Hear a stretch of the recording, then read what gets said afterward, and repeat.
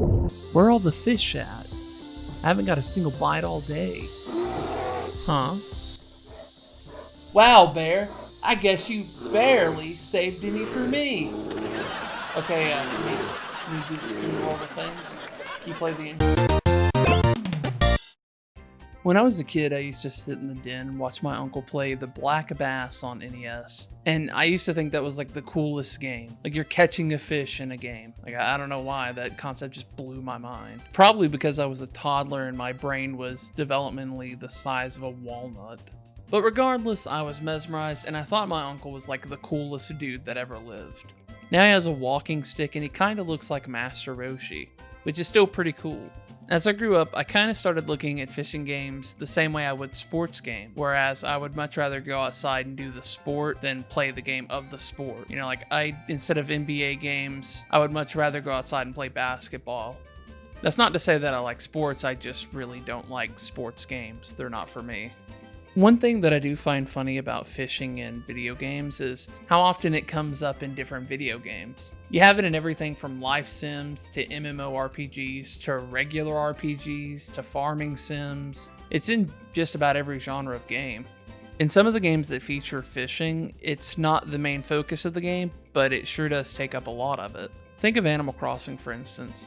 How much of that game is collecting the fish? Yeah, there's collecting the bugs too, but that's like half of it. MMOs like World of Warcraft and RuneScape make an entire skill tree of it.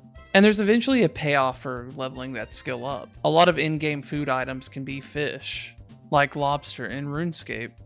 I guess lobster's shellfish. That's fish in the name and you catch it out of the water, so we'll count it as fish. In Final Fantasy 15, the four main characters all kind of had their secondary trade or hobby. And of course, the main characters was fishing or angling, probably because of how popular fishing is in Japan. And of course, you can't forget farming sim games like Stardew Valley or Harvest Moon. While obviously, again, the main focus is on farming, a huge portion of your income can come from fishing in those games. As a matter of fact, Stardew Valley in its most recent update added a fish hatchery as a way to farm. When you consider how influential fishing is to just about every culture on Earth, you gotta know eventually people are gonna make it into a sport. Once it becomes a pastime or a hobby, it's just a matter of time before it becomes a video game too. Fishing video games go as far back as 1980, with Fishing Derby on the Atari 2600. But much like every other Atari game, it gives me a headache to look at, so you'll have to excuse me for just kind of grazing over this one. Let's take it back to the video game I started talking about at the beginning, the Black Bass. The Black Bass was released on the Nintendo Entertainment System in 1989. It was developed by Hot B. Gee, I wonder what that B stands for. What? What do you mean it misses? Well, that's a good joke. Whatever, it's staying in. Shut up. There's so much that you can do in this game, like choose your tackle, choose where you want to fish at the lake, choose how hard you want to throw the tackle.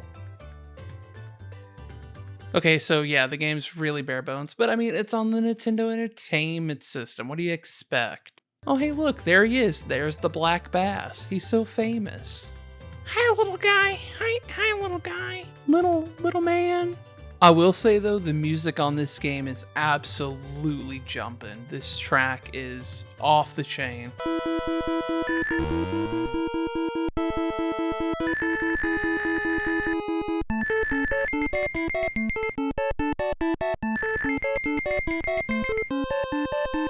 Another great fishing game would be The Legend of the River King, which came out on the Nintendo Game Boy in 1997.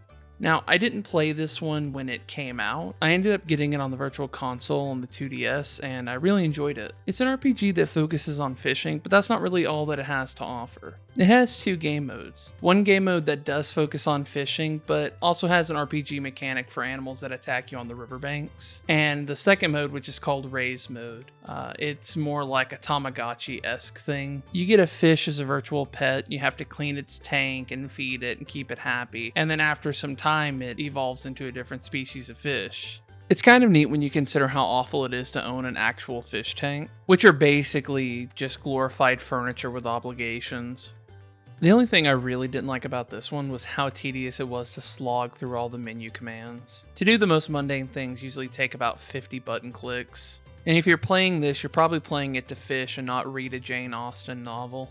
While we're on the subject of the Game Boy, you can't say Game Boy and fishing in the same sentence without bringing up the Game Boy Pocket Sonar. This was a peripheral for the Nintendo Game Boy that was developed by Bandai. It's an actual working sonar depth finder for real fishing. It's early in the morning, you got your boat on the water, you got your fishing poles ready, and what else are you missing? Busting out your original Game Boy. Unfortunately, this thing was never localized and it stayed exclusive to Japan. Bandai eventually made a sequel for their WonderSwan console. Now there's other peripherals I could talk about, like the Wii fishing pole, where you just connected two controllers and used it like a fishing pole, but I mean, I guess you get the point. There's tons of other fishing games, including dead Korean MMO fishing games. I'd like to cover those, but there's just so many of them, and a lot of them are outdated and won't work anymore. So I'm going to wrap it up here.